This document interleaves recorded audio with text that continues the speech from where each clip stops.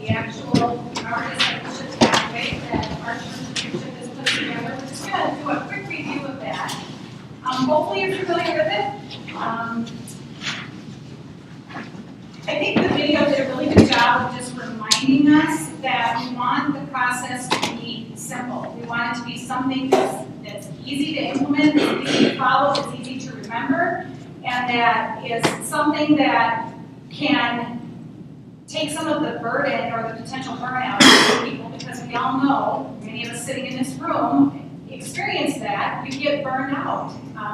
It gets to be too much. And so that's the goal of all of this, is to find a way to simplify things, but also, I love that when I came in today and saw this, becoming disciples who make disciples. That's what this is. That's what the whole process is about. So if you look at your model, we really have 3 steps in the model. It starts out with the very simple 2 words, love God. We see that happening mostly in the worship service. People coming together and just expressing their love to God. It's also where we learn from the teaching that we get and that kind of thing. And so that's, if you will, another way to look at it would be that's the entry point, where most people get their first experience to church is probably through the worship service. So that's where we start. That's the love God step. You'll see that the arrow then goes down toward the love one another. Through the worship service, we need to be communicating the importance of life groups, because in those life groups is where we're going to practice the loving one another, where we're going to connect and really grow with other people. In a worship service, the learning takes place more from like the pastor coming down to people, but in a life group setting, you have the potential and the opportunity for ministry that goes both ways, where you're loving another person and sharing, potentially teaching, and you're also learning back from them. So there's kind of that 2-way communication, and growth occurs that way. You connect more deeply with people, and the goal, of course, is that you're growing in your faith. You're becoming closer not only to God, but you're having that opportunity to love one another. With this process, the idea is not that you get into one step and that's just where you stay. We want movement. We want to see people moving around that pathway. And so hopefully, once you're moving from the worship service and the loving God step, and you're loving one another, and you're in some kind of a life group where you're connecting and growing, now we want to be equipping and training one another in those life groups so that we can go out and reach out and do ministry, or begin more actively loving our neighbor. And what does that look like? Well, it could be just your involvement in a ministry here at church. It might be that you reach out to an actual physical neighbor in your neighborhood and invite them to a Bible study, or maybe you offer to do babysitting for the family down the street and just show love to them. But you're reaching out and you're getting involved and you're investing in people's lives. And by doing that, hopefully we're drawing them in, we're showing them God's love through us, and you may have the opportunity then to invite them to the worship service, which then brings them back to that entry point where they can then begin to love God. And the idea is that we just continue to move through that simple process.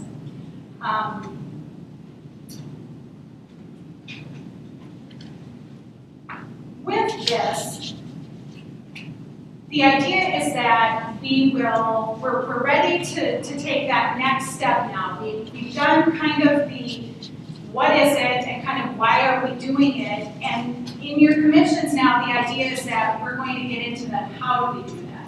Well, what does that look like? And we'll be going through that process of here's an evaluation tool that you can use.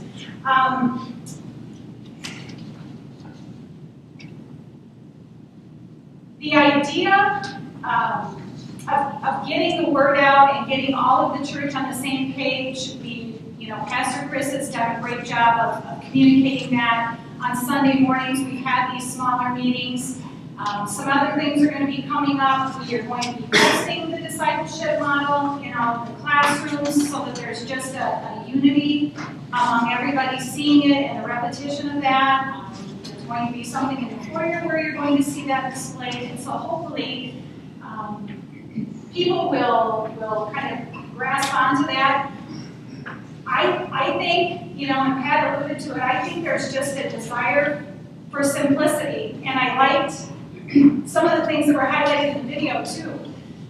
Just Google versus Yahoo. You know, the simplicity of that search versus the complexity of all the extraneous stuff that just, you know, makes your mind just go like this. And the idea is that if we can simplify ministry and bring people to the point where, say, they're giving maybe 6 hours a week, maybe 2 hours a week in the worship service on a Sunday morning, and maybe another couple hours a week where they're involved in a life group, and then maybe another couple hours a week where they're involved in ministry, that's probably doable for most people, versus being in church maybe 3-4 nights a week and just feeling overwhelmed and burned out. And so that is the idea behind this, and just to keep people moving in a process that leads to making disciples, that people are growing in their faith, and as a result of that, want to share that with others and help them to grow.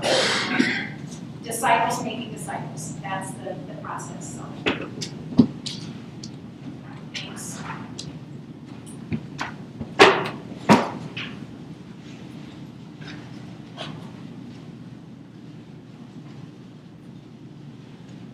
So when we met the first time, the question that we began with is, can we be more effective?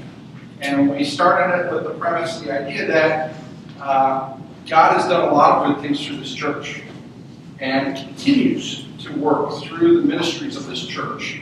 And so we're not looking and saying that, well, there's these bad things we got to get rid of, but that there's a lot of good things, and maybe it's creating a clutter even in our own lives that are keeping us from being as effective as we could be for the Lord. And when we boil it down and we see the Great Commission to go and make disciples, that we want to make sure that what we're about is clear and focused in such a way that we're making disciples. And the disciple-making pathway that Lori just went through is really what our elder board and our pastors have developed, is that path that we can help people become disciples of Christ and really grow in their faith. Just the other night, I was at a Christmas party with my crew staff team, and we were together, and I thought, well, it'd be fun to do some Christmassy things together. So one of the stations was cookie baking, and I kind of enjoy, doing a little baking if I get the chance. So I'm in there, and I've got my Santa Claus apron on, and doing it. But I wanted to be efficient, and so I was going to get every cookie I could on this pan, right? So I'm twisting them this way and that way, and there are these sugar cookies, and they're all in these shapes, these Christmas shapes of little stockings and reindeer and angels, and I've got them all on there, and I load them in the oven, and I'm pretty proud, and 8 minutes later I go and pull the pan out, and I have got a Christmas cookie blob. I mean, they just kind of all melded into one giant cookie that didn't look appealing to anyone. And as I've been working on it, I thought, this is similar to what we're doing, at churches. As I put the cookie cutter in, I kind of pull the excess dough away so there's some shape and some definition to make out the different cookies. And yet I had so many cookies that it just flowed together, and I lost the definition. I lost the goal of having a Christmas impact with these cookies. And in a similar way, sometimes we can try and pack so much into the ministries that we do that all of a sudden we lose the ability to have the impact that we want to have. And that's on the outside for those who are enjoying and being able to be a part of it. But the other side of that really becomes, we soon begin to lack the resources. Similar to as we were doing this party the other night, there was one oven in the house. I'm trying to make cookies. Somebody else wants to heat up appetizers. Somebody else wants to get dinner going. And it's only the one oven, and we've got a problem because you've got limited resources. Just this year, this fall, we've had, as many of you know, this moms and kids ministry. We call it MAX, right? And over the years, it's been a very successful ministry. It's had an impact on a lot of lives. And we came to the end of the summer, came into the fall, and the women who had been leading it said, you know what? I've just got too much on my plate. I don't think I can do that on top of everything else. And we asked around and said, well, would you be interested in leading, or would you be interested in leading? Again and again we were told, no, I'm sorry, I just don't have the extra capacity for that. And so unfortunately we had to take this ministry that has had a positive impact for a number of years and just say, we're going to have to let it go in the way we've always known it. And I'm not saying that it's bad to let certain things go and that things change and have seasons, but our decision wasn't based out of a sense of this is a ministry that doesn't fit our disciple-making pathway, and so we're going to choose to go in a different direction. Our decision was made out of a sense of our leaders are burnt out, and we don't have anybody available to lead. And that to me was a catalyzing moment of realizing we need to begin implementing in a more intentional and more strategic way this plan of becoming a disciple-making church. Because we are now having to close down ministries in our church because we don't have the resources to continue to pull off.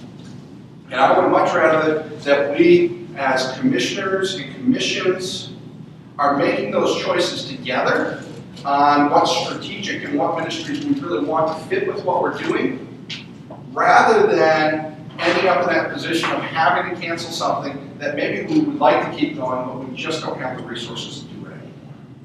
And so this step that we're training you on today is the focus step.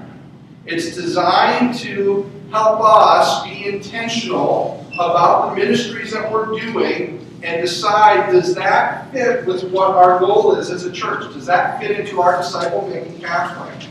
If it fits, great. Let's keep doing what we're doing. Some of them are going to clearly not fit. And we're going to say, you know what? We probably don't need to keep doing that one.